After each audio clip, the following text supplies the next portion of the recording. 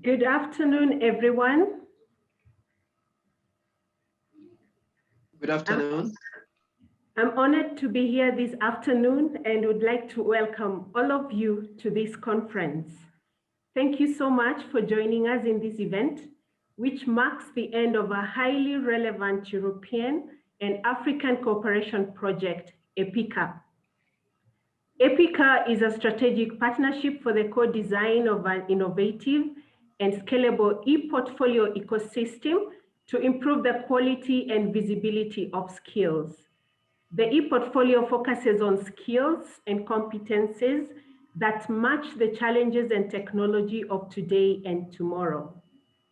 So Epica brings together 8 partners, 4 in Europe, which include ICDE, UOC, MyDocumenta, and ICWE. And in Africa, we have AVU, Makerere University, Maseno University, and the Open University of Tanzania. This joint effort is made possible by co-funding from the European Commission's Horizon 2020 Research and Innovation Program.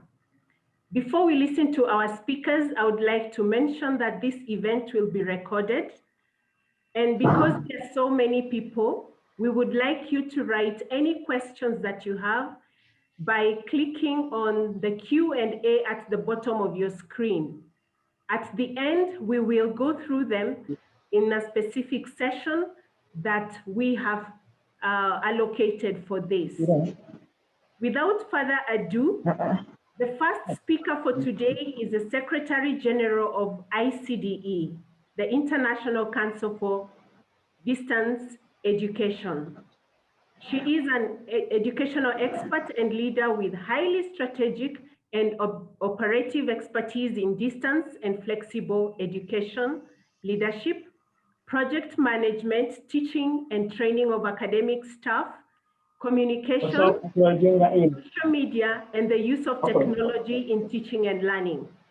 Prior to ICDE, she worked as Rector and Director of Development in several Norwegian organizations and as Executive Director of Flexible Education Norway.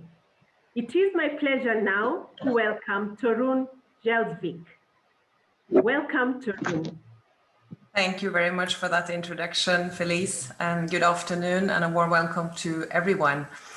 So this webinar is also the final conference of the Epica project, as Felice just mentioned, and it has been supported by the European Commission's Horizon 2020 program under the coordination of International Council for Open and Distance Education, ICDE, which I represent. Allow me just to briefly introduce our organization.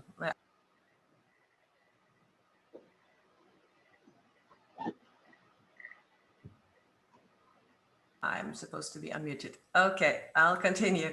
So ICDE is a not-for-profit NGO and the leading global membership organization for open, flexible, and distance education.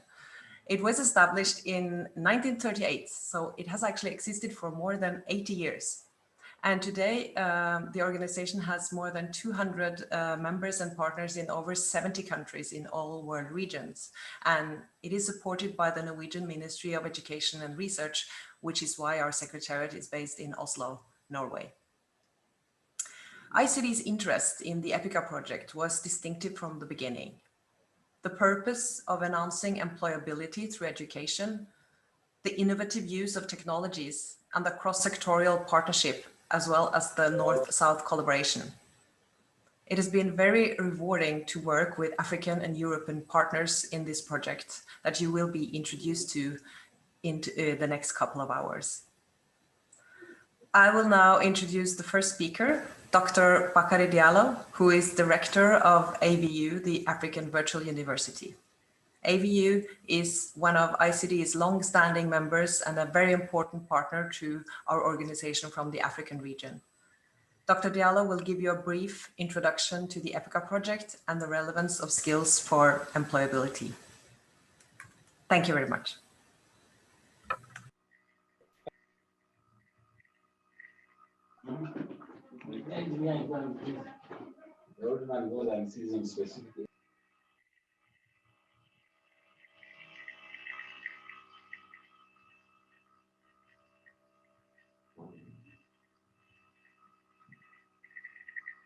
the organizers for asking me to present today about skills, the relevance of skills for employability.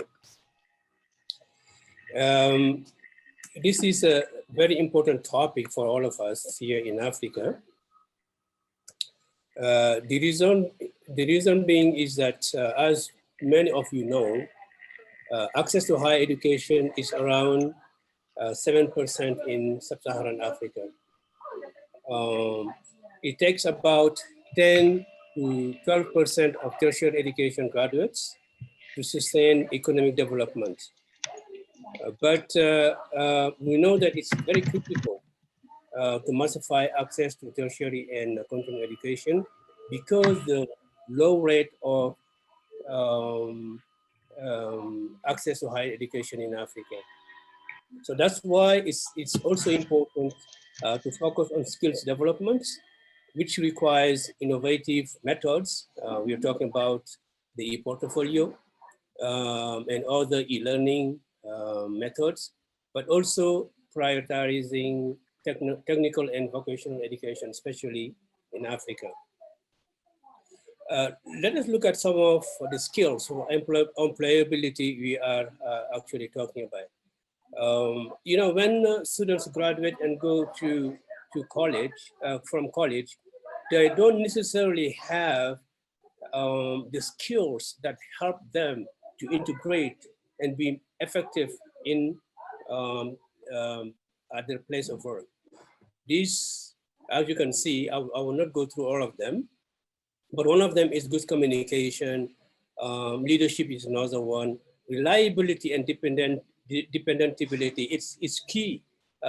Showing up on time, responding to emails on time, doing your duties on time, patience, adaptability, and others. Briefly, our experience at the African Virtual University since creation 23 years ago, AVU has trained about 75,000 learners. If you look at on the screen, you will see degree and programs, diploma and diploma programs, and at the bottom, you will see short courses. So these are the skills AVU has been focusing on in the last 23 years, and we've been able to train some 68,000 learners. Another experience on the continent that we are doing, we're not the only one. By the way, you should know that African governments like the government of Kenya, where I'm located, I'm speaking from, they have actually prioritized skills, and they are investing a lot from the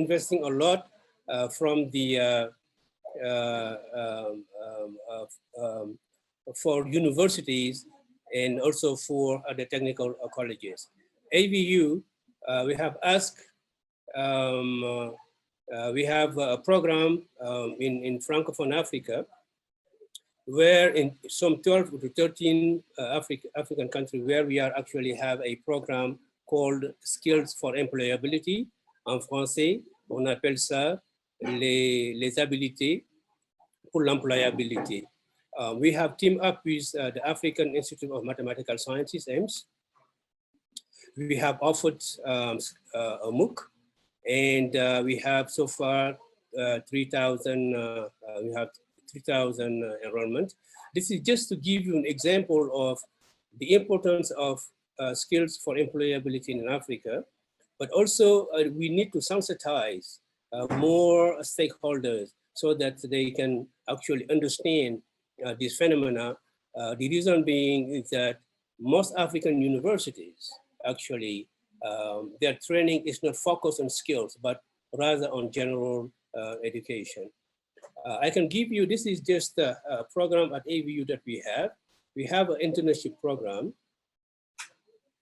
And one of these interns, if you look at on the left, this gentleman who was with us, I think, for about 6 to 7 months or so. He is now an anchor or a reporter at one of the Kenyan television network.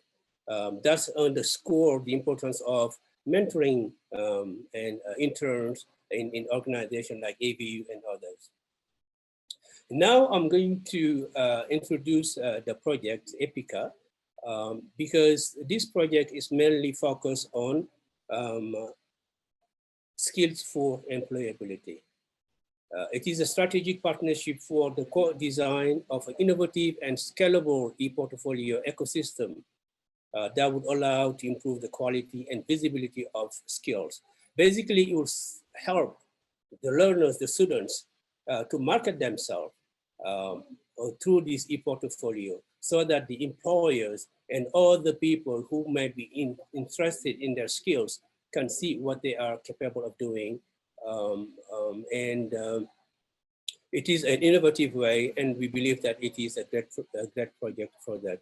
Epica brings together some businesses and organizations that are with partners. I think Phyllis said that at the beginning, 4 in Africa and 4 in Europe. Students need the skills and capabilities employers demand to improve their employability. So it has been a pleasure for the African Virtual University to be actually part of this project for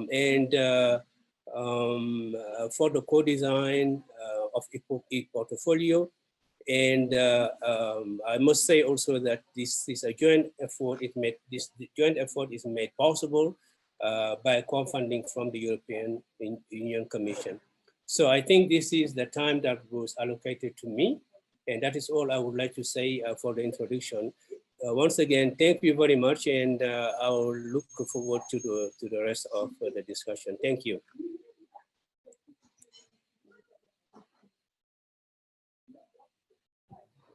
Thank you, Dr. Diallo, for that great introduction. I now take this opportunity to welcome our next speaker, who is from the University of Obata, Catalonia, UOC, to give us a presentation on the methodology to assess and make employability skills visible. He is an expert in technology-enhanced learning and research, and his research topics include learning ecologies, learning design methods and tools, emerging digital pedagogies, personalized learning, and open educational practices. Welcome, Professor Marcelo Maina. Thank you very much, Phyllis, for this nice introduction. I'm here on behalf of my colleagues at Vox involved in this project, namely here Lourdes Guardia, Federica Mancini, and Derek Kroger, and other also people in our project that have been participating.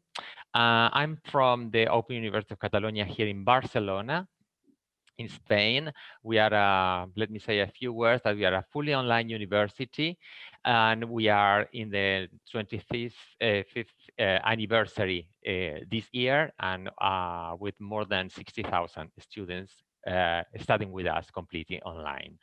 My main purpose here today is to introduce the methodology that we have developed in the project in order to assess and make employability skills of our students visible. The main concept behind the whole project is the use of e-portfolio, both as a strategy and as a platform, as a tool, if you prefer, in order to foster the development of employability skills, as were mentioned before, and also provide opportunities for our students to increase their possibilities to get into the job market. So by doing so, we encourage the adoption of new competency-based teaching and learning methodologies, going through a process of assessment of these skills, make them also visible through micro-credentialization, and that ensuring the work of both students and entrepreneurs. I'm sorry, I had an interference in a moment. For doing this development, we've been doing extensive literature review and there's research on competency-based learning assessment, and we've been doing also on e-portfolios. And we're identifying four main initiatives that are the basis of the new methodology we propose and develop in this project, mainly the University of Waterloo, that is based in Canada, the Career and Competency E-Portfolios initiative, that they work on the skills of articulation of skills, the Deakin University, that is somehow different, and it's a project, an initiative regarding professional practice credentials. This is different from Waterloo. Waterloo is developed within the university as a program. In Deakin University is the recognition of experience through an assessment process and credentialization. Both were very inspirational for us. And of course, we base our methodologies on best practices in assessment, and also getting some ideas from the Value Rubric Development Project of the Association of American Colleges and Universities. Finally, in this idea of making that visible, we studied the Comprehensive Learner Records Initiative, very important one, huge one, that led to the adoption of new standards in C-learning by the IMS Global Consortium. The conceptual framework behind all our initiative and development is the Catalyst framework.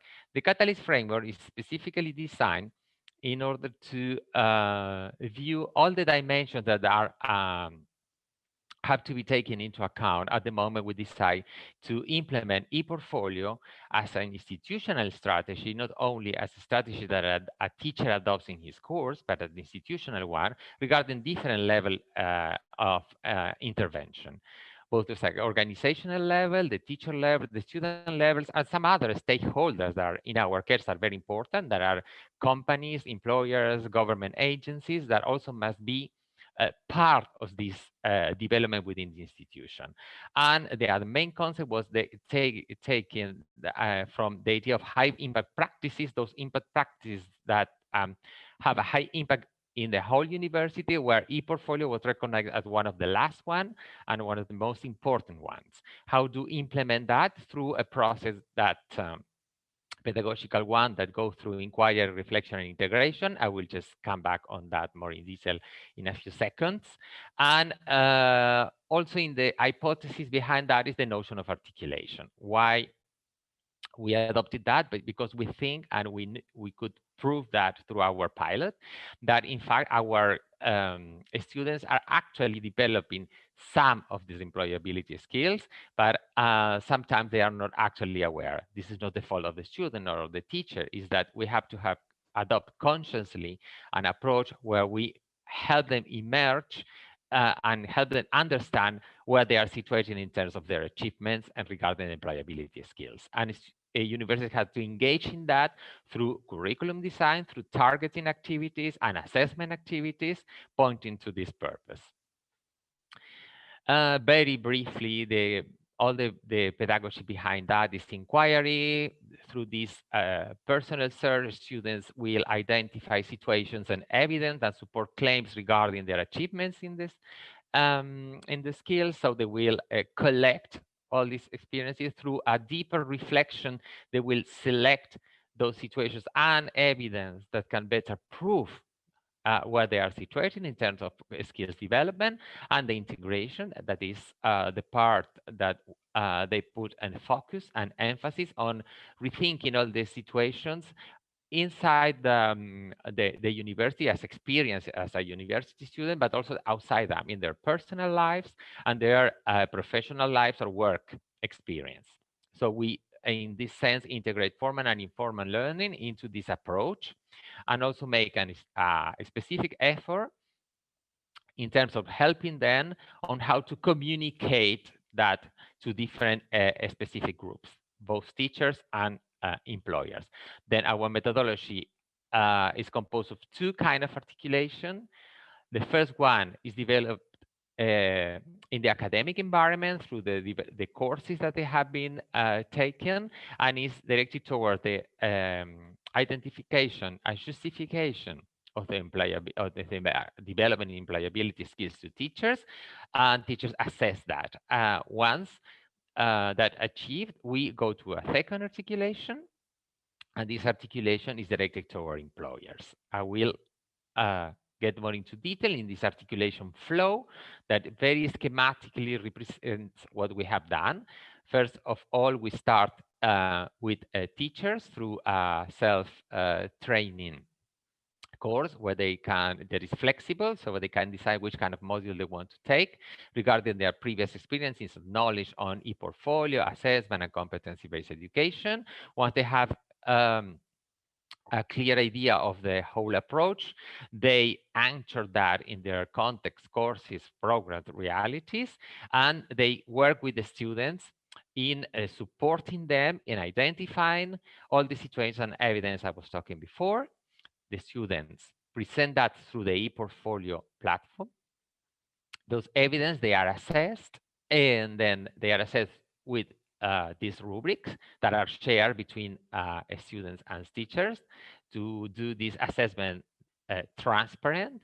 And if they succeed, they gain micro-credentials per skills. After this, we go to step number 6, and then the student has to change their mind, and now adopting this social pedagogy I was mentioning before, they have to target now employers. For doing so, they have to think differently. How they will present themselves through the e-portfolio to potential employers, and how they will introduce, through what we propose, the creation of a video testimony based on the STAR method. That is, this STAR method is very used as a behavioral interviews from companies and employers when they have to decide about a candidate for a job application.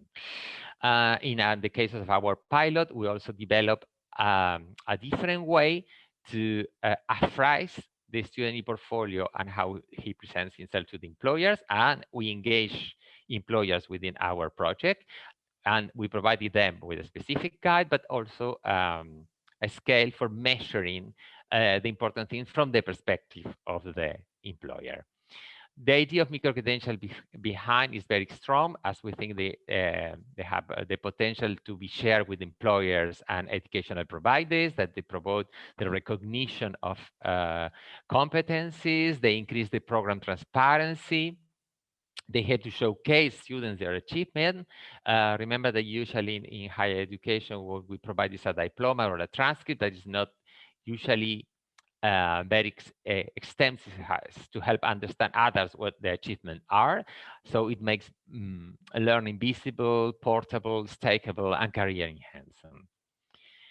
For the implementation of this holistic approach, we have developed also a way to implement that into the institutions. Of course, the first zero is setting the background about administrative, educational, technological, different areas that have to be prepared for that and work in a coordinated way. And then we go to phases 1 and 2 that was explained in the articulation flow before. As I said, they start teachers with a self-training course that is flexible, and we have created during this project a set of documents that you can access through the Epica platform, and you can use them and adapt them. This is the purpose of these guides, to be adapted to the local context characteristics. In case of the teacher, we created this teacher guide, and of course the employability skill rubrics that must be also adapted to each program and context. That is also shared with the students. We have created a handbook that explain how to develop, showcase, and assess employability skills in higher education, both conceptually and very practically, and thinking about different approaches in the institution that can support employability skills, both at the level of the program, but also of the organization. And then we have developed also a specific guide, also available on the website, for the student and the employer. And here you see there is an extra document that is the student appraisal scale that is also shared at the moment with the student. So we keep this transparency with the student, how he will be assessed by teachers or appraised by employers. As you see, they are created with the Creative Commons. You can use it and adapt them. So the strength of this whole experience is the promotion of e-portfolio as a reflective, professional, and transitional tool to showcase graduate skills. When I mean transitional, we are using e-portfolios in transition, meaning e-portfolios both at the level of learning and assessment, but also with the ownership of the e-portfolio, the student can continue using it and repurpose the e-portfolio to a different public. Other strength is that it boosts the implementation of innovative method of learning and teaching and assessment. It fosters strategic collaboration among stakeholders, as I said, academics, students, senior staff at the university, but also other stakeholders outside the academy, like employers in our case, or companies. Thus linking educational institutions to the labor market. Considerations and recommendations is that the integration of a competency-based approach using this Epica E-Portfolio methodology is important, and it involves different stakeholders. So without the support and coordination of this one, is more difficult to implement. So we strictly recommend this approach. Institutions should encourage then a shift of traditional pedagogical approaches to learning experience focused on employability, doing that purposely, not just as a given. Also, universities have to ensure the technological readiness and the digital competence of all the people that will be involved in that. And of course, the idea of involving also employers in curriculum design and decisions that can be taken regarding the programs. My colleagues will present right after actual experiences with the methodology. I hope they will illuminate better and give examples of this successful implementation that was taken, took part during the COVID outbreak. So imagine we've been able to be successful in this context where we experience with a blended and fully online approach of the methodology. And here my colleagues from Kenya, Uganda, and Tanzania will showcase those experiences where were involved 16 lecturers, 197 students, and 31 employers. So thank you very much, and please visit our website where you can read and download all the guides. Thank you very much. Thank you very much, Professor Marcelo Maina. May I now take this opportunity to welcome our next speaker, who will lead us in an interactive session about employability skills. Please welcome Dr. Michael Opio from Maseno University, Kenya. Welcome.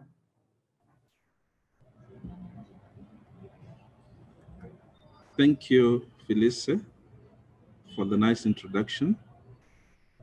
I think I'll go straight into maybe just to talk briefly about my university. Maseno University is a public university in Kenya with a population of about 40,000 undergraduate students with 3 campuses. We have face-to-face degree programs, and we also have online programs. So basically that is just an introduction to Maseno University. Probably will, Crystal, if we can get the presentations. Thank you.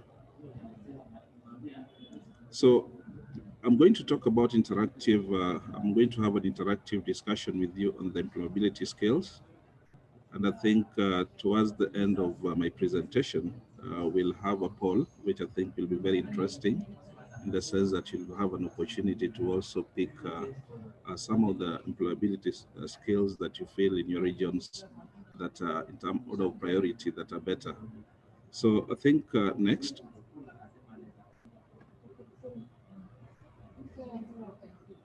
So what are employability skills? It would be important to demystify what you mean by employability skills. So these are personal qualities that make you employable. So we are looking at those soft skills or transferable skills that you're able to acquire in the process of learning. Now remember, we have different sets of skills. Those ones that you acquire from your online education, and then those ones that are required in the job market. So these are the skills that we are really focusing on. So employability skills are the core skills and traits needed in nearly every job. So they cut across organizations, and in most cases, they're very common to different organizational setups.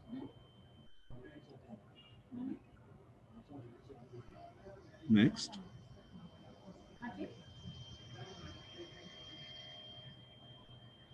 So it would be important to also note that at times they're also referred to as a job readiness skills. Why do we need these employability skills? I'm sure a number of graduates, a number of people in the job market are asking themselves, why do we need these skills? So we are saying in today's competitive job market, it's important to stand out, and employability skills can help you do that. Whereas having a good degree in relevant subjects is certainly important, but it's something that you find most graduates automatically have the papers upon graduating. So what we are focusing on is, what are some of these other skills? What are the additional skills that you possess that would make you have an edge over the other graduates? So that is why we actually in this Epica project to probably come up with those skills that would make you have an edge, mostly for our graduate students. Next.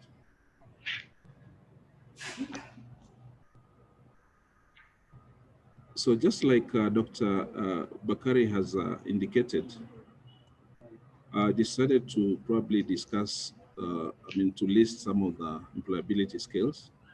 One being communication and interpersonal skills, problem-solving skills, collaboration or teamwork, creative thinking or critical thinking, digital skills or technology use skills, leadership skills, self-motivation, self-assessment, and then later on we'll probably look at other generic skills such as patience, punctuality, and all these others.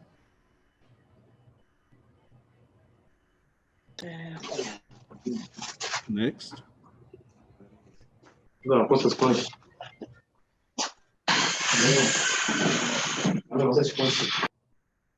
Now, it is important to, when you focus on communication skills, to probably look at why in most organizations they value this particular skill set.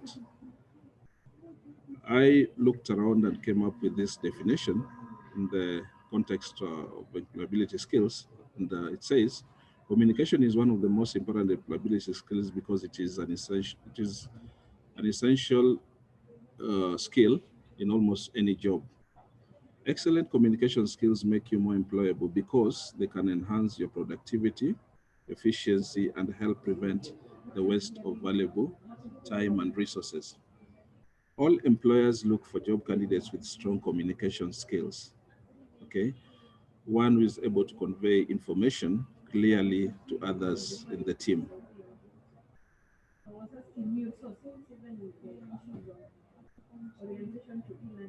Crystal, next. The other skill that I probably took time to reflect on is problem-solving skills. So companies, we look at companies around and realize they face a lot of obstacles. Those who are better able to cope with the challenges will thrive, okay? And those who are not able to will ultimately fail. So problem solving is part and parcel of every day we meet challenges in our everyday lives. And I think this is an important skill even outside the work environment.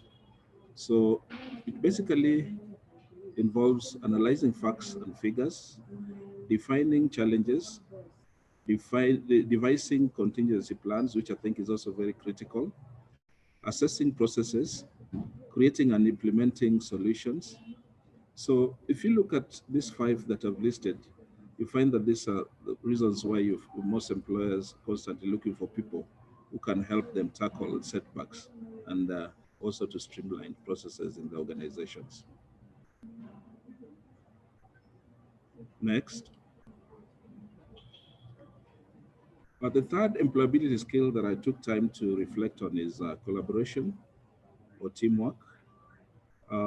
The words are used interchangeably by different in different regions. So, but the power of collaboration cannot be underestimated. Well-organized teams can achieve more than any of its members could if they went solo. So we are looking at the spirit of teamwork, people beginning within the environment, the work environment, to collaborate and achieve certain tasks. So collaboration means being able to work with people of different backgrounds, ages, religions, irrespective of their political inclinations, and recognizing each team member's strengths and weaknesses to assign tasks accordingly. So within the team, you also need to look at that, and I think that is what makes a team. So you look at in terms of what are the strengths of the team and what are the weaknesses, and then accepting accountability for the results.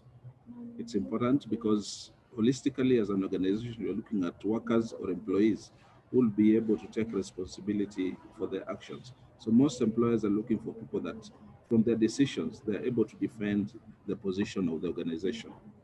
Resolving conflicts within the team, this again, as a result of collaboration, will make that process easy. Next. The fourth employability skill that I also looked at is creative thinking, which is the ability to consider something in a new way. I think most employers are looking for people who can do things differently. So we are breaking from the norm and be able to bring out something new, to try out new ideas, and probably try them out in the workplace. So creative thinking might also mean devising new ways of carrying out tasks, solve problems, and meet challenges. It also means bringing fresh, at times could be an unorthodox perspective to your way of thinking. But I think ultimately what is important, that I think what employers are keen on, is getting people who are able to look at a situation and then turn them around. Next. Critical thinking, this should be 5. I think could be that was a typo. Critical thinking skills allow you to understand. Now, there's a great difference between these two. The other one is new ideas, but now when you talk about critical thinking, this one now allows you to understand and address situations based on available facts and information. So you're relying on some presented data, and then you're able now to think through that data that has been presented. So usually critical thinking at work involves processing and organizing facts and data to define a problem and develop effective solutions. So for example, for those in the human resources, conflict resolution between employees, maybe you'd use critical thinking to understand the nature of the conflict and what action should be taken to be able to resolve the conflict. So then the skill of critical thinking would come into play. Next. This is also another skill, digital skills, or other people refer to it as technology use. So while most employability skills are soft skills, computer skills or IT skills, as what most people refer to them in this part of the region, are hard skills that are required in all jobs. So you would find that even probably in different setups, you find even professionals. Lawyers are these days expected to probably to have some IT skills to be able to also draft their briefs. So employers want candidates who can use common programs like Microsoft Office, for example, Word and Excel and the basic Office suite. Above that, it would also be interesting because employers are also keen on, in terms of social media marketing, for example, you need also to have employees who will be able to market the organizations to the world using some of the social media channels that are available. Next. So I looked at also the other generic employability skills, but I not go deep into them because these ones can be contextualized to given organizations. We're talking about motivation and initiative, leadership, reliability, dependability, following instructions, patience, adaptability, emotional control, resilience, okay, So this, you'll realize that we refer to them as generic employability skills in the sense that they depend on generally the other main employability skills like communication, problem solving. But now it would be interesting to integrate this and be able to see how employers are looking at you, because after that process, they would be keen to see in terms of are you someone who's resilient? Are you somebody who's able to go beyond the normal working hours and be able to take extra work and stuff like that? Next. Now, in the Epica project, the African universities, that is Maseno University in Kenya, Makerere University in Uganda, and Open University of Tanzania, were given an opportunity to pick the skills, the employability skills that they prefer to pilot. And I think this was well thought out in the sense that we wanted to come up with different skills for different regions so that we'd be able to pilot the same with our students, lecturers, and also the employers in the region. So the 3 African universities picked the following 3 employability skills: 1, problem solving; 2, creative thinking; 3, communication. Now, in addition to the 3 skills, the African universities picked the following employability skills: collaboration, teamwork, self-motivation, analytical skills, and digital skills. Okay, so these were additional skills that the university decided also to use during the pilot. Next. Thank you, and I think I want to pass this on to Crystal to take us through the poll. It's a small exercise that we prepared, so the floor is yours, Crystal.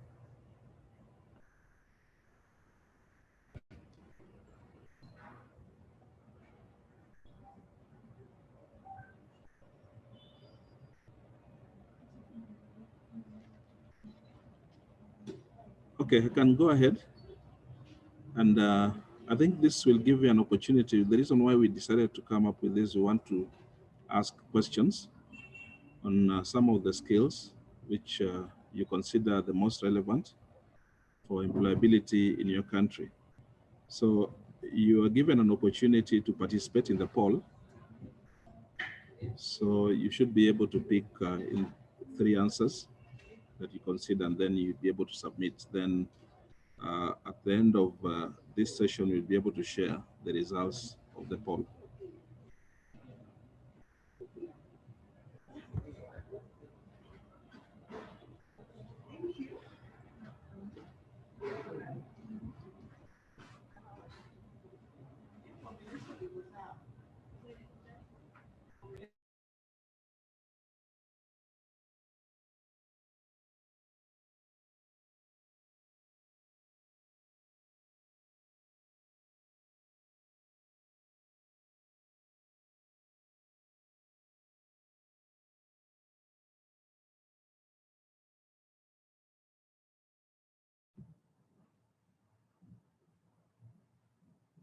Thank you, Michael. You're done with your part now, I guess.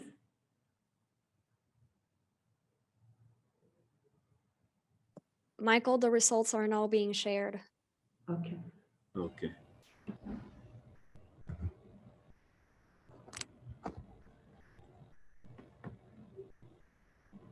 Thank you, Crystal, for sharing the results.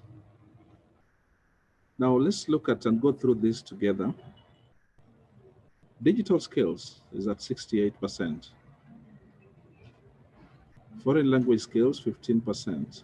Cross-cultural and diversity competence, 12%. Teamwork, 37%. Analytical thinking, 31%. Ability to cope with change, 20%. Communication and interpersonal skills, 52%. Problem solving, 52%. Creative thinking, 31%.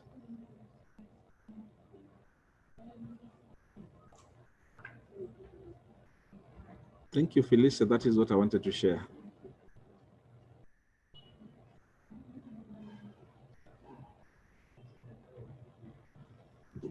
very much, Michael, for unpacking for us the employability skills and for the poll and the results that you have given us. Now it's time for us to have a live demonstration, and it's going to be given to us by our representative from my documenter. I'd like to take this opportunity to welcome Mr. Andrea Coutinho to give us the live demonstration of the Epica E-Portfolio. Welcome, Andrea. Thank you very much, everyone. Just sorry because we are having some connection problems, so I hope it will be not stopped just in this moment. Some minutes ago we had some problems, so I think everything is correct now. So we will present you some slides about the e-portfolio. Then if some of the university they want to have an access, they can write to me and we can provide a free access to the e-portfolio. At this moment, we cannot show a live demo because it's under development. We have to finish the development by the end of December. So, but if you want to have a trial, you can send an email to Rosa or to me, to the organizer, and we can send you an access to test the portfolio. So basically, the e-portfolio is an ecosystem that aims to improve the quality and visibility of the student skills. And we have within the e-portfolio 4 different profiles: student, teachers, administration, and employers. The idea is to connect these 4 profiles through the e-portfolio. The most important is that the portfolio is student-centered. So all is around the students, their skills, their work, all is visible if the student work, of course, to other people. This is mean teacher if they have to evaluate, but also employer if they have to when they are looking for new people to work, so they can look at the portfolio of the students, see their skills, the work associated to every skill. That this is the most important probably in the portfolio, the opportunity to check how the students, they achieve specific skills through which works. So this is the most important concept.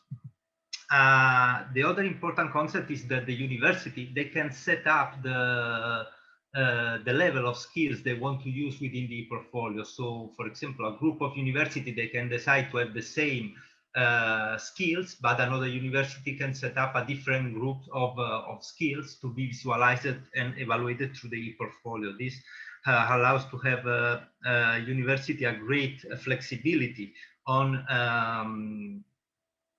using their own evaluation and assessment system. And this is one of the most important development done during the Epica project. We have a competency editing tool through which the administrators of the university, they can set up the different skills that can be used in one faculty or several faculties or through different universities. This is up to each administrator. The other part, very relevant, is the teacher part. So the portfolio must enable teachers to follow up, to make a very relevant follow-up of the students' work and create activities, and then evaluate this activity based on the system, the system of skills decided by the administrators. So the portfolio provides to teachers a set of evaluation tools, all interconnected with the skill system. So the teacher can evaluate, can provide to students formative feedback during the year, but then they can provide a final assessment based on the rubrics illustrated by Marcelo a couple of presentations before this one.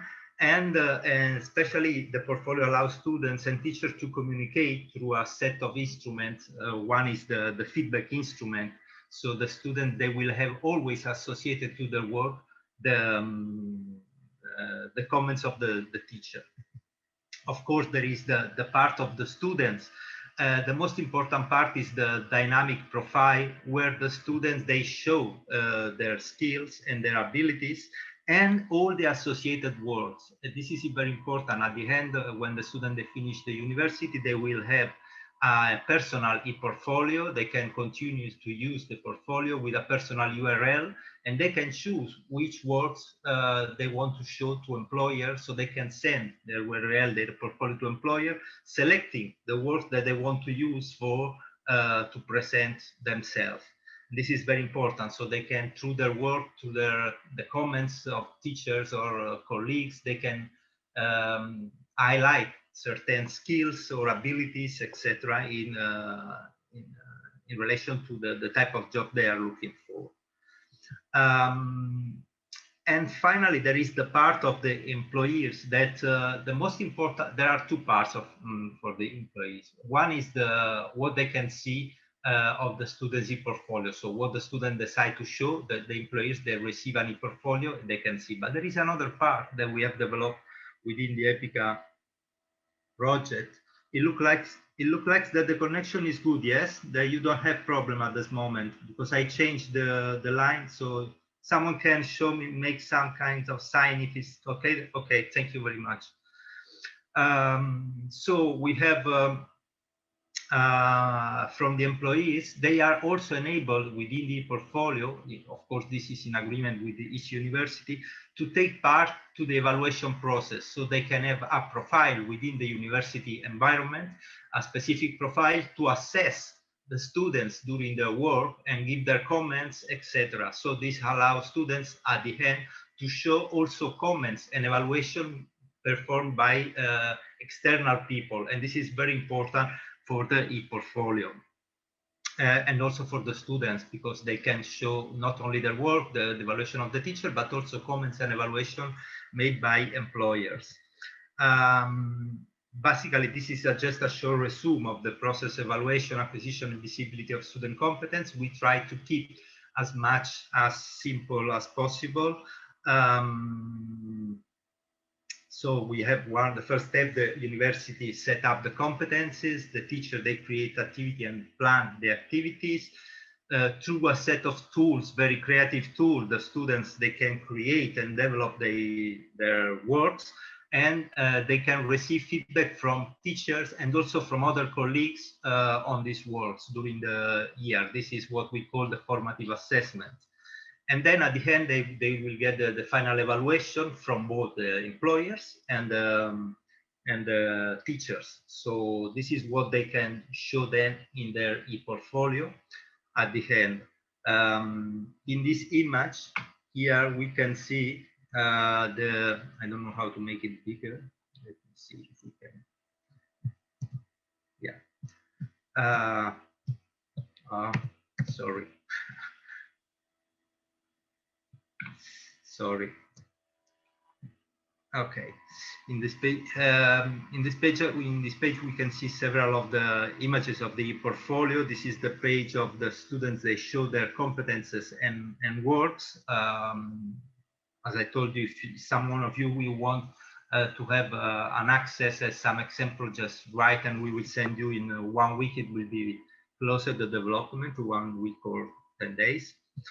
And then the portfolio offers, of course, to the students also a set of creation tools and production tools, allowing them to mix content from audios, videos, because now, of course, the teaching and learning methodology must be based on the use of new technologies and the new media that are very important to communicate skills. It's different if you just see a text or a student explaining through a video what are the skills, so you can understand the skill, but also the communication skills, etc., their ability to express, etc.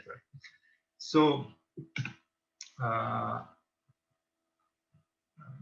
we are here. Of course, as I told you, there are also a set of communication tools, messenger between teacher and students, a tool that we call private inquiry, that is a private feedback tools with all the permission controlled of visibility, etc. And then this is also important, what we have developed during the Epica project is the connection with other platforms. So the portfolio can be used in connection with Moodle or other platform used by university through the SSO systems or other connection that we have provided. I hope through this we can have we gave just short view of the portfolio. As I told you, is the database is we are finishing, so it's someone of you want to have the access again, just write to me or to the organizers of the conferences, and they can put you in touch with us, and we provide a free access to the portfolio for the test and also for some kind of personalized session of training, etc. So thank you very much for your time and your just sorry if I went so fast, but as I had problems of connection, I don't want to have again. So I just try to use the time as much as possible. So thank you very much for your time. Thank you so much, Andrea, for a wonderful presentation. And this brings us to our next session, which is a session for success stories from Africa, and particularly Tanzania, Kenya, and Uganda. I take this opportunity to welcome Paul Muyenda from Makerere University to take us through the session. Welcome, Paul. Thank you so much, Phyllis, and all the participants in this Epica Final Conference. So we have seen the e-portfolio system as co-created within the partnership. So now it's time for us to be able to hear some of the success stories from a few of the teachers, students, and employers that participated in a piloting the e-portfolio system. So we want to hear exactly what happened during the piloting stage. Since we have very limited time, each of the participants that I'm going to call upon is given 1 to 2 minutes to be able to tell us exactly what happened following, of course, the question which I'm going to put across to each of the categories. Now, first, we shall start with the teachers that participated in the pilot in setting activities within the e-portfolio system for their students. So we shall have Alexander Ndibalema from Tanzania, we shall have Caroline Olo from Kenya, and we shall have Richard Kajumbla from Uganda. Now we are going to start with Alexander Ndibalema. And the question you are all going to respond to is, how has this Epica e-portfolio system helped innovate your teaching practices in your universities? How has this experience helped innovate your teaching practices? Alexander Ndibalema, are you there from Tanzania? Yes, Paul, I'm there. Okay. Thank you very much for the question. In fact, Epica has really equipped me with knowledge and the skills to identify the relevant competencies for the students to acquire so as to widen their chances to be employable. The gained skills will be applied in designing curriculum that will focus on a competence-based approach to prepare students suit in the employment market and the need of the society to practically solving their problems. I can say with this Epica, I'm able to evaluate the students on the taught knowledge and skills and the behavior as they are put into evidence practice. So far, there is a gap. There have been a gap between the employers and the academic institutions, but now I see Epica has just made it very simple so that the gap is no longer there. Thank you very much. Thank you so much, Alexander Ndibalema from Tanzania. And now next we shall go to Caroline Olo from Kenya, Maseno University. And still the same question to you, Caroline. How has this Epica experience helped you innovate your teaching practices at Maseno University? Okay, thank you Caroline. so much, Paul. Yeah, thank you so much, Paul. For Maseno University, I would say that Epica came at the time that we needed it most, when the COVID-19 pandemic had just struck. So we were required to quickly and fully embrace the online teaching that Maseno University had already developed. So with my teaching experience in Epica, I was able to effectively and efficiently deliver then and now. How have I managed to do this? Have managed to do this in 2 ways. First, through Epica, have been able to incorporate learning by doing amongst my students. That is experiential learning. 2, I have developed student-centered assessment to evaluate my learners, where learners are required to reflect on their performance. That is what they did right after doing their work, what they feel that they should change, and how they feel they should improve on their future performance. And for all this, I really appreciate the Epica project. Thank you so much, Paul. Yeah, thank you so much, Caroline. And then we go to Richard Kajumbula from my university, Makerere University. The same question is applied to you. How has this experience helped innovate your teaching practice? Richard. Thank you so much, Paul. Great to colleagues, ladies and gentlemen. In three broad aspects, I would say Epica has changed the way my practice. In module design, for example, we have now started incorporating articulation of skills in module design, then competence-based facilitation, focusing on the competences other than the notes that learners use, now focus on the competence itself. So, and then it goes to assessment. There's authentic assessment. You assess based on the competence and the practical applicability and how that skill will apply in the field. And also, you allow learners to produce evidence and articulate that skill as they present assignments.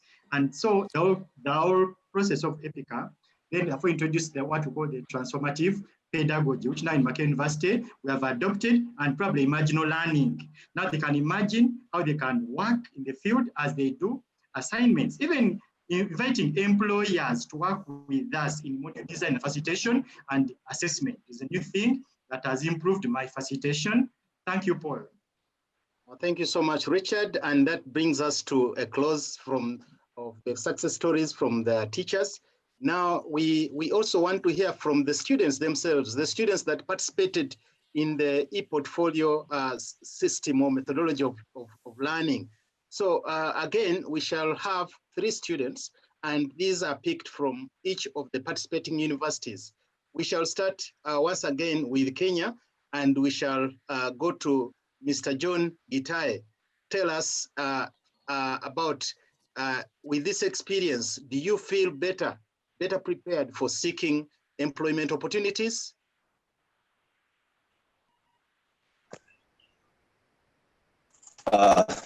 Thank you, Paul. Thank you for the question. Okay, personally, I feel much equipped to become an employee. This is because Epica has become a very eye-opening and enlightening program. It has gotten to empower me and sharpen me. It has done this through sharpening my technological aspect in terms of education. For the students, it has enhanced the pace of learning and has served as a communication and marketing tool. 2, it has helped create awareness and development of skills and attributes through its tasking activities. Skills such as creative thinking, teamwork, collaboration, and communication and interpersonal skills, alongside attributes such as being an independent thinker, being confident, being articulate and eloquent. All these are key distinction factors which could help us have a competitive edge once we get to graduate to the job industry. In a time of great demand for accountability and performance measurement, the skills we acquire through Epica students will help us achieve so much more in the future. Thank you. Thank you so much, John. I think though your line was not very clear, but colleagues here have been able to get your feel about how prepared you are in searching for employment. We next move to Tanzania, Open University of Tanzania. Ibrahim Ali Mrisho from Tanzania, please also give us your experience. What do you think this experience now has prepared you for seeking for employment opportunities?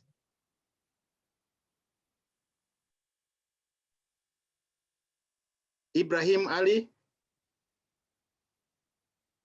Okay, if Ibrahim Ali is not very prepared, we can go to Uganda and we ask the same question. After this experience, do you feel better prepared for seeking for employment opportunities? Patience Natukunda from Makerere University. Thank you so much, Paul. Yes, after my participation in the Epica pilot study, I feel better prepared seeking employment opportunities because I can ably articulate my skills and competencies through the e-portfolio or any other means that the employer may suggest. And with the e-portfolio, one can easily upload their evidences, that is in various forms. You can upload a photo, a video, or a screenshot or a link to a particular evidence or competence that you'd like your potential employer to see. And I think this will make job application and interviewing quick and faster. And since the world is a global village, I think it will enhance employment opportunities to various parts of the world. And I can confidently say that I'm now a better person due to my participation in the Epica pilot study. And using the STAR method, I can confidently sit for an interview or interact with my potential employer. And I think this is one program that all universities should partake to help the students and become better employees in future. Thank you very much, Paul. Thank you so much, Patience from Makerere University. Is Ibrahim Ali back, or we move on to the next category of success stories? Our next category of success stories, as you've heard, we as universities should work hand in hand with employers in trying to design curriculum because these are the ones that are going to consume our products. So we also have stories from the employers who were able to participate in some of the employers who participated in the pilot. And we shall start from Uganda. From Uganda, we have Mr. Geoffrey Kalange, who is one of the employers that actually looked at the students' portfolios, evidences in the e-portfolio system. Geoffrey, please.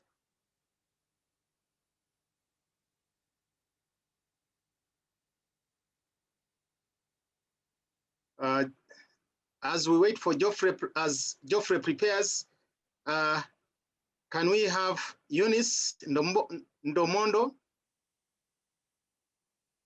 from Tanzania? Geoffrey, you are muted, please. Unmute. Yes. Hi, everyone. Hello. Yes, please. Yeah, go ahead. This is Kalange Geoffrey. Yeah, I participated in the pilot on behalf of Lapis Investments Limited. We were sent login credentials from my documenter, the username and the password, to evaluate students. We were asked to evaluate students for the skills which were piloted, and the skills were problem solving, communication skills, interpersonal skills, and teamwork skills. Those are the skills we evaluated.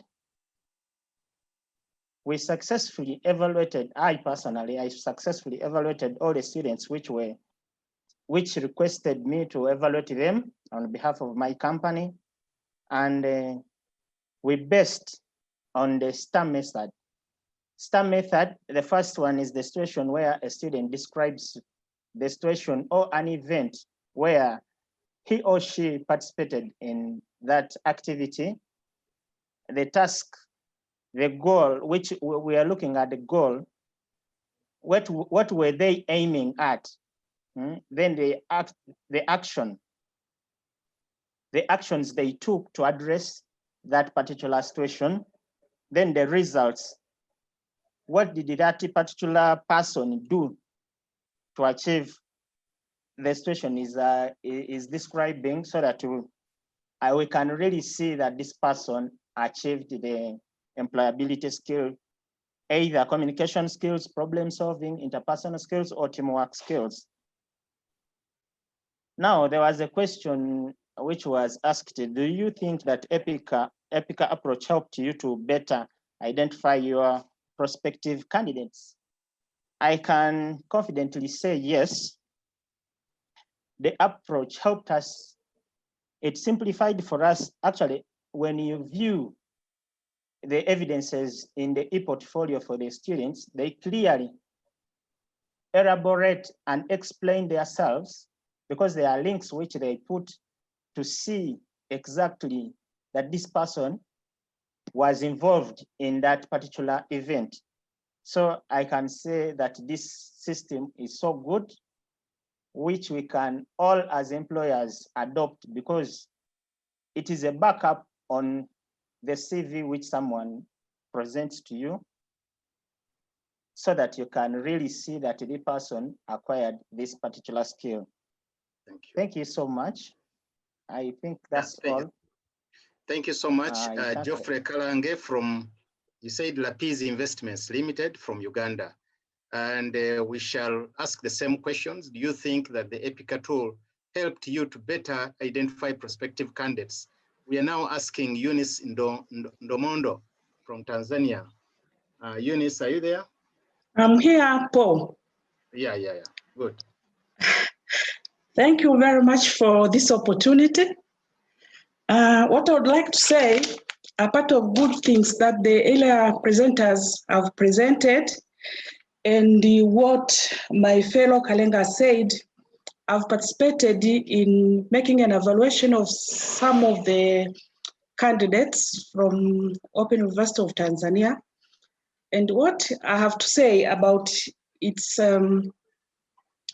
potential of the e-portfolio in identifying employability skills, I can say yes. What I can say is that the e-portfolio is an easier, quick, and efficient platform for identifying the knowledge, skills, even the attitudes that prospective employees possess. And it is more efficient than other means which have been used earlier, for example, interviews, where you call for candidates who have never seen their skills, their competencies, or their abilities. But with the e-portfolio, you first identify or see the potentials that you are seeking for from your prospective employers. Then you're able to screen and be able to select or choose candidates whom you think that they suit the nature of your employment. So I think it's also saved time and money compared to other means which have been used before, such as interviews. So I recommend for e-portfolio platform. Thank you so much, Eunice, for that elaborate elaboration of the e-portfolio advantages. The same question will go to Frederick Angenda from Kenya. And this question is, do you think that the Epica tool helped you to better identify prospective candidates? Frederick from Kenya. Frederick Agenda. I think Frederick Agenda is not there, but we can clearly see, members, that these success stories told all the way from the teachers, the students, and the employers are pointing towards visualization of skills. They are pointing at actually the creation of the skills using a competence-based approach to teaching, and then the visualization of skills using the e-portfolio system. So many of our students, for example, in my university, have attested to the fact that they have been able to sit for interviews and pointed their prospective employers to their e-portfolio systems, and they have quickly been able to be identified by the employers for employment. And this may not only be for employers, but also for creating their own employment, because we're talking about employability. So the e-portfolio system now can be able to be used. We are going to scale it up so that it can take in many lecturers, many students, many employers can be able to take it up so that it can be able to help in identification of better skills and in the creation of skills. Thank you so much, Phyllis. I hand back the microphone to you. Phyllis. Thank you very much, Paul, and thank you for that great presentation. And as we are listening to you, we have learned quite a lot from what the students, the teachers, and the employers have gained. And this gives us a good view of what this e-portfolio is all about, and it's of benefit to all of us. At this juncture, I would like now to invite our next speaker, who will be Edefons. Edefons comes to us from the Open University of Tanzania, and he is going to tell us of the advantages and benefits of using the Epica E-Portfolio. Please join me in welcoming Edefons, Dr. Edefons Mfuka, to take the floor. Welcome. So thank you very much, Feris. And so my presentation, as you have indicated, is about Epica E-Portfolio benefits. And I'm coming from Open University of Tanzania, as you have indicated.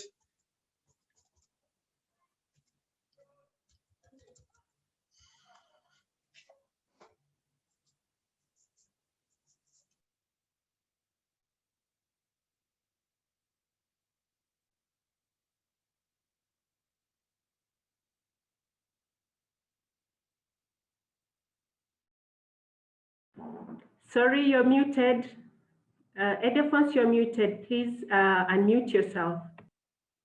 So basically, I was saying that I'm coming from Open University of Tanzania, and Open University of Tanzania is a public university here in Tanzania, and it is ODL based, meaning open and distance learning based university that that offers affordable quality education for all, with the vision which is actually in line with what we are talking about, which is to be a leading open university, online university in knowledge creation and application.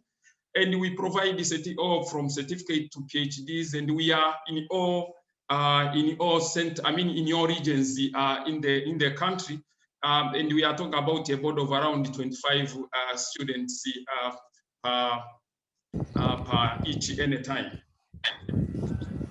And basically, the approach that we move on in delivery of education is blended learning, which is a combination of face-to-face and online.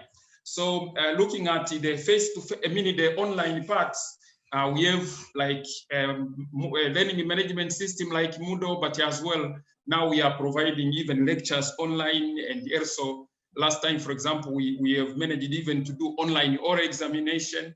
But all of these are complemented with the face-to-face, that is some of the things like going to lab, doing graduation, and sometimes even some orientation. We are still doing it, physically. So this is it's blended learning, supporting each other between online learning and face to face.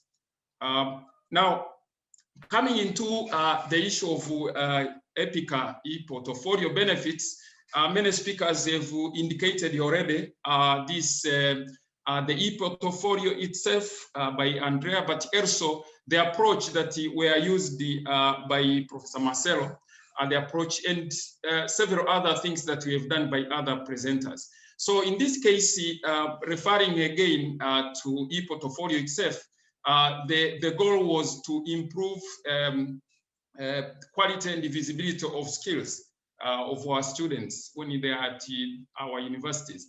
So in the first place, we can be able to say that based on that, if we look at the universities or higher learning institutions in general, we can be able to say that in this case, e-portfolio is improving teaching methods that they've been indicated by various presenters to respond to the demand for more highly skilled workers. But also in terms of students themselves, to obtain more visible, transferable skills that have been indicated. And also, Dr. Michael from Kenya has tried to put up several skills, and also we did the poll around it. And also, the benefits, we can be able to look at them from employers' point of view, in which we have heard about several success stories from employers. And in that case, from benefit point of view, we are talking about using e-portfolio.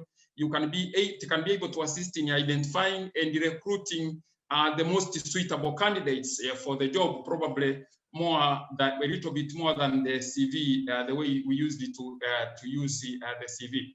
So generally, when we look at the benefits of using e-portfolio, we might have to think about the key stakeholder, which in this case are 3. And generally, we can say that it improves visibility of skills and it facilitates access of students to labor market. But specifically, and expanding on what I have said already, we can see that, for example, in higher education providers, in that spectrum, we can see that we are talking about using this kind of e-portfolio, which means attracting more people, more students, etc. We talk about income generation, but also knowledge exchange. These students over the time and instructors, etc.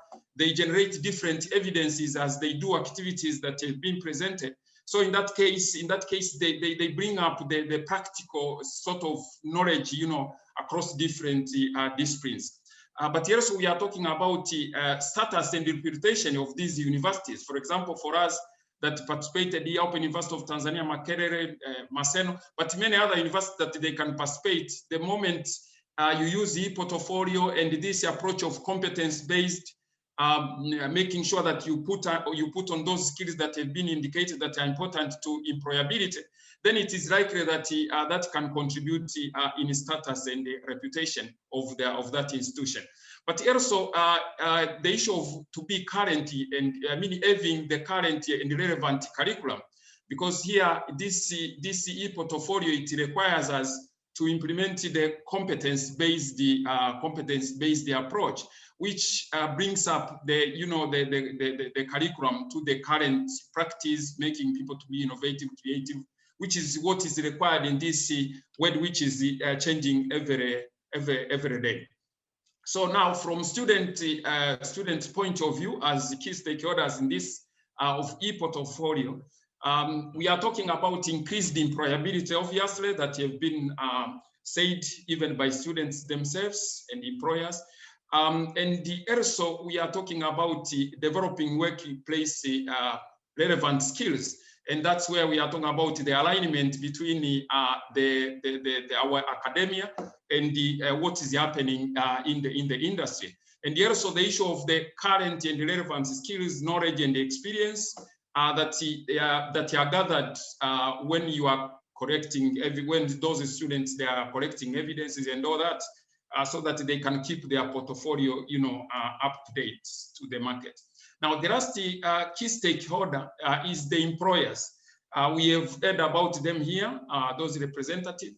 But basically, from employers' point of view, we are talking, which is actually the beneficiary of all those people that will be creating at universities, is that now, if we follow this approach using e-portfolio, it's likely that we have graduates that are ready skilled workforce. So that means reducing the gap between the industry needs and the graduates that we produce at our learning institutions.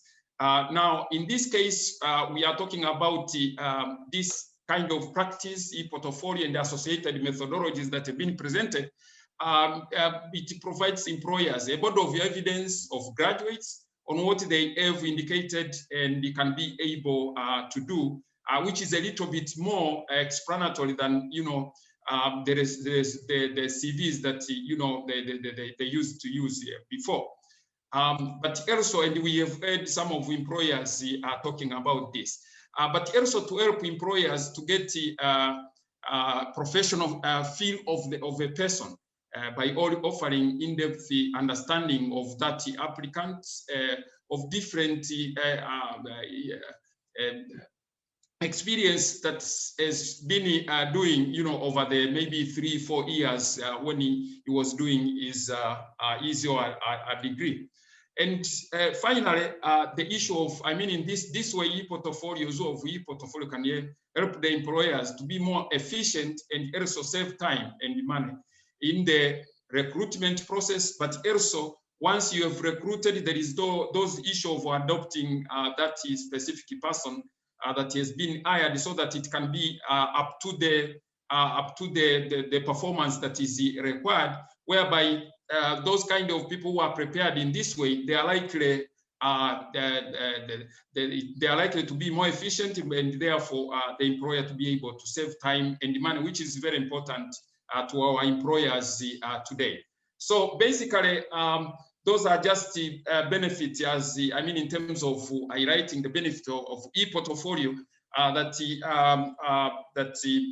we can see all of us are enjoying if we implement this approach of e-portfolio and associated pedagogical methodologies.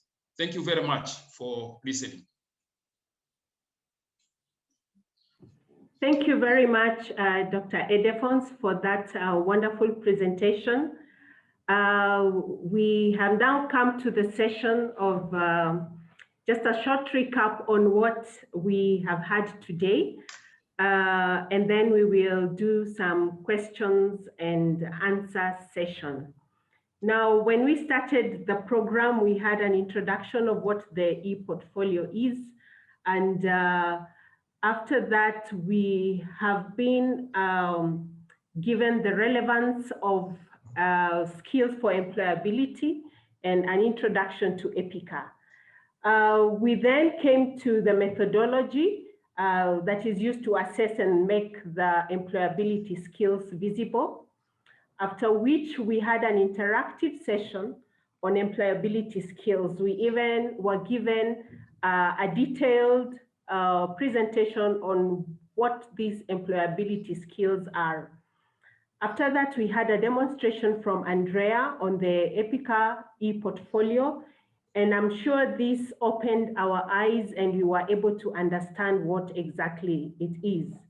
We also had success stories from Tanzania, Uganda, and Kenya. And I hope that the experiences from the teachers, the students, and the employers have been able to give us an in-depth appreciation of the Epica E-Portfolio. Lastly, we've been given the advantages and the benefits of using the e-portfolio. And I hope wherever you are, you're convinced about this e-portfolio, and you will be asking us more about it so that you can implement it at your institutions. Other than that, we do have some questions that have come in from the audience. And I'd like to take this opportunity for us to look at these questions. I have a team of panelists who are going to assist in answering the questions that have been asked by the participants of today. Now, the questions that we have today, I will be reading the question and asking one of the panelists who, for whom the question is relevant to give us the answer. So the first question will be for Michael, and it is from Aravindaram, and he asks, what inputs have been made into this rubric by African employers and universities so we know this takes into account our context and is relevant? So Michael, over to you. Thank you, Phyllis. I seem to have had some internet challenge. Maybe you could come up with the question again. Sorry. Okay, the question is, what inputs have been made into this rubric by African employers and universities so we know this takes into account our context and is relevant? Thank you, Phyllis. I've got your question now. Just to respond to the question, the co-designing process brought the 3 African countries, the 3 African universities. So the whole idea of co-designing was to be able to understand the context, the African context, to be able to take part in the development of the e-portfolio ecosystem. So for me, the input is there for the African, from the African countries in the design, and we are looking at a product at the end of the project period, a product that is customized and contextualized to the African market. So I think that should address the concerns of the individual. I don't know whether that sufficiently answers him. Thank you. Thank you, Maybe Mike. I can add on as well. Okay, Edephons, go ahead. Yeah, maybe to add on what Dr. Michael has indicated is that we, at the beginning of this 3 years project, which as Michael indicated, it was a co-designing project, we had, at the very beginning, we had what we call open day workshops, meaning open day stakeholders workshop.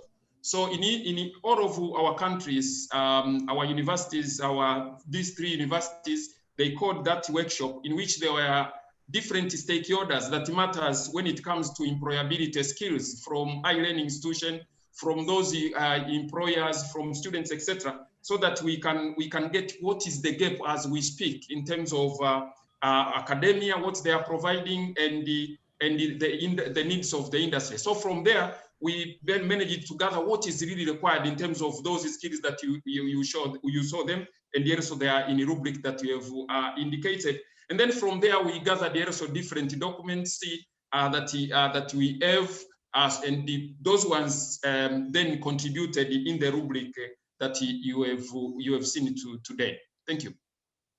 Thank you very much, Edephons. I have more questions for you, Michael, and I'll read all the questions and then you can answer.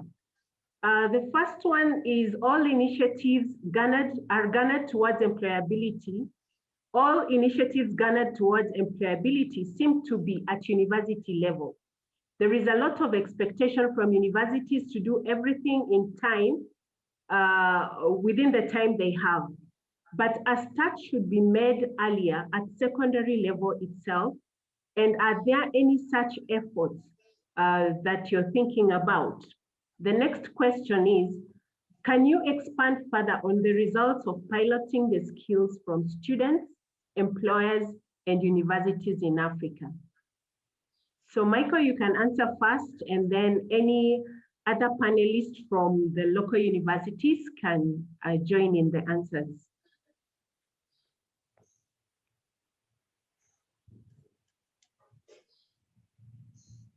Thank you, Felice, for.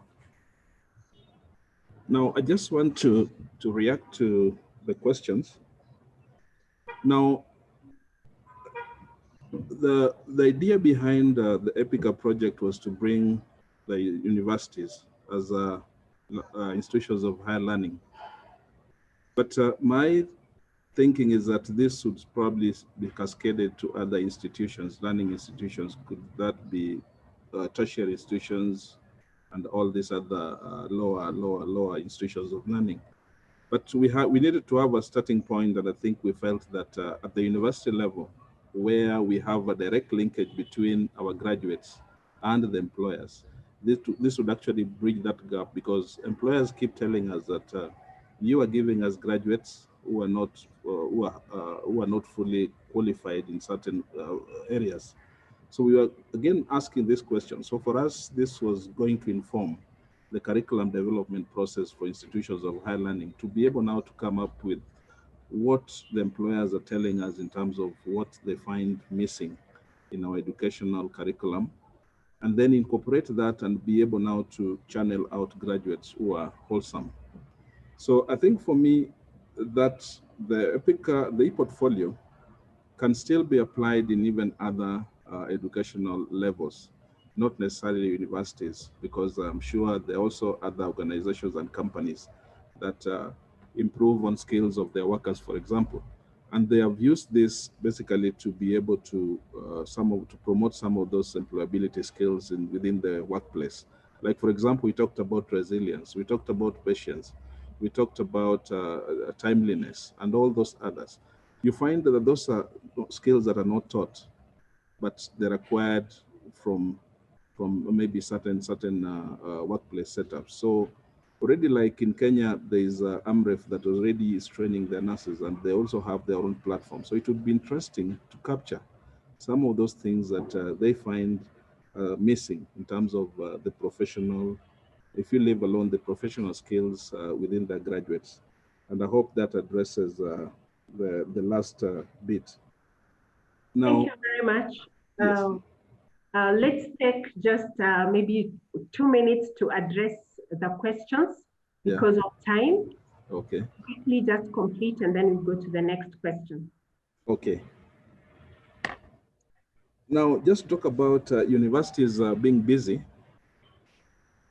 I think it is a concerted effort from all the members to be able to journey together, to have graduates who are fully skilled. So we decided, like during the pilot, to bring everybody on board, employers, students, teachers, so that all, and even policymakers. So the policymakers would be able to drive the change at the policy level. Then we would also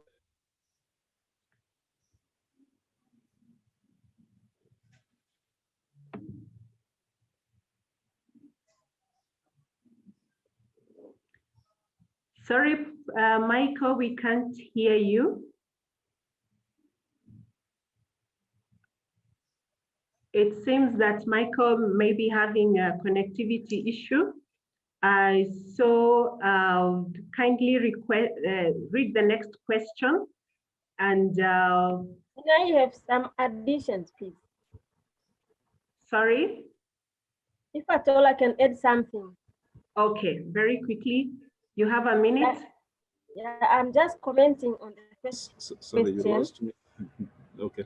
I think expanding this e-portfolio to other level is very important, and it is quite possible. Because, for example, in Tanzania, we already have competence-based curriculum at all levels. So it is just a matter of following the procedures we follow during the pilot, and then we can apply them to the lower levels, for example, diplomas and certificates. And this is very practical, for example, in vocational colleges. It's very easy to show evidences and also market themselves to the employers. So I think this Epica program or project is applicable in all the levels of education. Thank you very much. Thank you. Thank you, Dr. Casey. I think we'll proceed to the next question. And the next question is for EDEFONS. And this is the question: is the project Epica available in all African countries? Can we participate in training programs for Epica? How can other universities join Epica? Is there any future plans to extend the program to other countries? So EDEFONS, kindly answer those. You have a minute. Thank you. Okay. Thank you very much for that great question. So yes, as we have indicated there, the Open University of Tanzania, Makerere University, and the Maseno University co-designed, participated in this project, co-designed this e-portfolio, and we are ready to take up this into implementing fully into our universities. But also this Epica, let us say after this, from next year, it can also be implemented. Any university or any learning institution can be able to request for this kind of system to be used by that university. So so basically, you are all welcome to, if you are interested, to be able to do so. And probably we request Rosa or someone behind to put the website of this project of Epica, so that the participants, they can be able to see more about the e-portfolio and the project, but also they can be able to follow what will be the next steps in terms of the contacts when it comes to when you require to use this e-portfolio, etc., etc. So you are all welcome actually to be able to use this e-portfolio with the sort of conditions that will be attached with the use of that e-portfolio. Thank you. Thank you very much, Edephons. The next question is for Paul, and I'll read all the questions and then I'll give you your 1 minute to answer. How do you get faculty buy-in? Many academics strongly resist the notion that a university is there to directly shape students for employment. They also resent any addition to their workload as they are already balancing teaching, research, community engagement, and administration. How can higher education be integrated? How higher education can integrate employability skills and offer along with other courses? Are those employability skills listed refer to soft skills? Do you think digital skills, technology skills are more of technical skills than soft skills?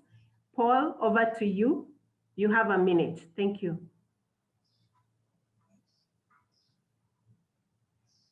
All right. Thank you, Filse. And thank you for these wonderful questions.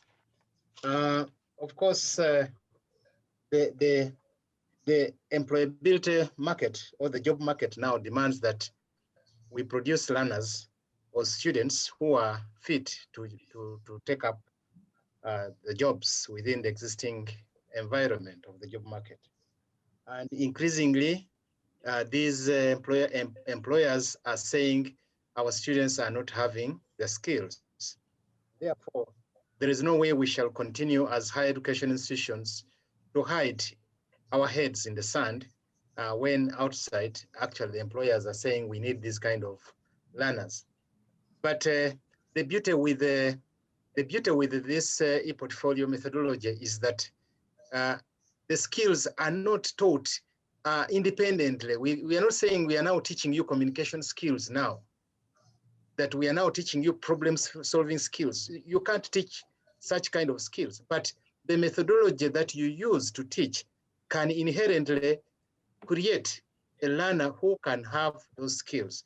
If you are using, for example, activity-based teaching and learning which engages students, learning where learners are supposed to team up and engage with each other, they inherently develop skills such as, for example, teamwork. If you give students problems to solve, these problems could be problems within their disciplines that they are studying. But because you have given them problems to solve which are not structured, they will look for ways of actually solving those problems. And in so doing, they'll be developing a skill of problem solving. So it is the methodology of teaching which actually creates the skills. But there is no university which is going to say, now we are put up a school for teaching problem solving, a school for teaching critical thinking. No, it should be within the methodology of teaching and learning. So that is one thing. Then the other question is, how do we get the buy-in from lecturers? Through showcasing the benefits of this system, people are able to buy in. The only challenge comes in if the lecturers have not had any chance of getting to know the benefits or the importance of such a system. But for those that have been exposed to this system, we find that they actually get easily buy-in. So it is important that you explain the benefits of the system and you show the value of this system to the lecturers, then they will be able to buy in. Thank you. Thank you very much, Paul. We have actually run out of time. We have collected a lot of questions, but we're sorry we may not be able to answer all of them now during this session. And I would like to now welcome, first of all, I would like to thank everyone who has sent us questions. We'll try our best to see how best we can answer them, but not right now. I would like to take this opportunity now to move us to the next session. And our next speaker is going to come from ADEA, the Association for Distance Education in Africa. He is the Secretary General. He is a very highly experienced person in technical and vocational skills development and ICTs, and this is at continental level. He's a senior advisor for Digital Opportunity Trust, which is led by the Rwandan Ministry of IT and Communication and the World Economic Forum. He is a former Minister for Infrastructure in Rwanda and the Minister of State in Education. Before joining the cabinet in Rwanda, he worked at the National University of Rwanda as the Director for ICT. He is a great researcher and consultant. Please join me in welcoming Albert Nsengiyuma, Secretary General ADEA. Welcome. Thank you, Phyllis.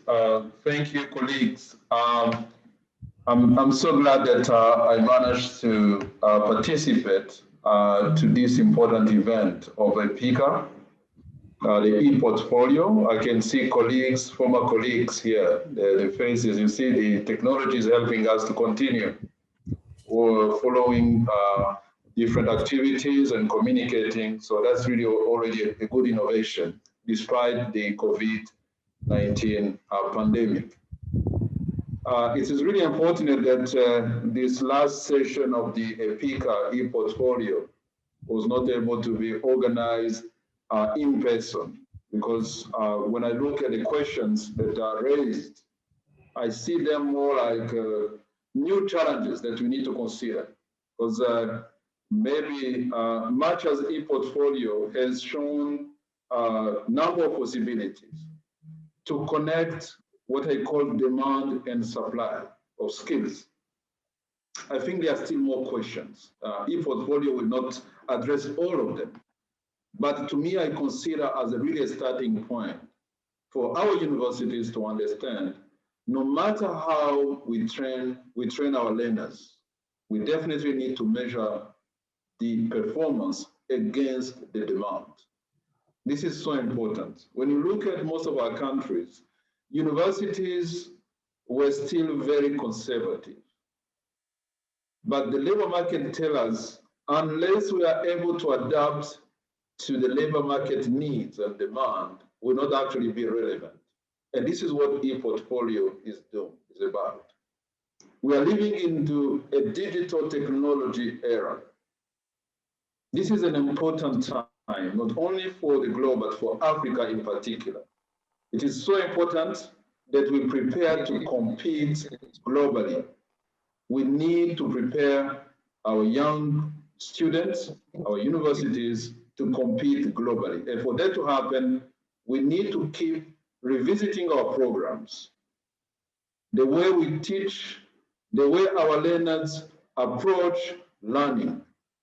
And more importantly, we need to be able to adapt as quickly as possible to the new world. That's so important. And this is where I place E-Portfolio.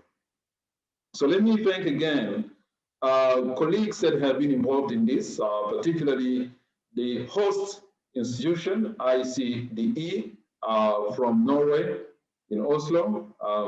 Let me thank people in Berlin, ICWE, Rebecca, Resi, Rosa, Marion, everyone who supported this initiative, but also friends and colleagues based in Kampala, Dar es Salaam, and Nairobi, and elsewhere. I had a chance to meet as a member of the external advisory board members. It was really my pleasure to learn about the system. Let me also thank the team in Spain. Marcelo, Maina, I can see your face. Thank you for the great job done. When I was looking at the different topics that were discussed, including the relevance of skills for employability, the methodology to assess and make employability skills visible, but more importantly, the success stories from the three countries. This shows to me that we have at least reached an important part. what I can call ownership. Because in the end, no matter where this system comes from, we need to be able to own it. And by owning it, I meant we need to contextualize it. We have different environments, we have different rules and regulations in the labor market, and so on and so forth. I think the critical thing is really to make sure that we adapt the e-portfolio into our own context. The next, of course, the question we may ask ourselves is also the sustainability of this system. It is now developed. It is not the end in itself. How do we make sure that we sustain this system within our organization, within our environment? And this will require a strong partnership between our universities, the private sector, but of course the government. The government is concerned, our respective governments are concerned with the issue of employability of our young people. The government invests in training, in supporting our universities, and the expected return is the number of young people that are able to acquire a job in the labor market. This is so important for economy. This is so important for our country's development. Let me therefore, by closing this, thank again everyone. Let's continue working together to address a number of issues associated with the employability of our youth in our respective countries. Let's continue this collaboration to make sure that we can even advance in making Africa a better place to be. Thank you so much.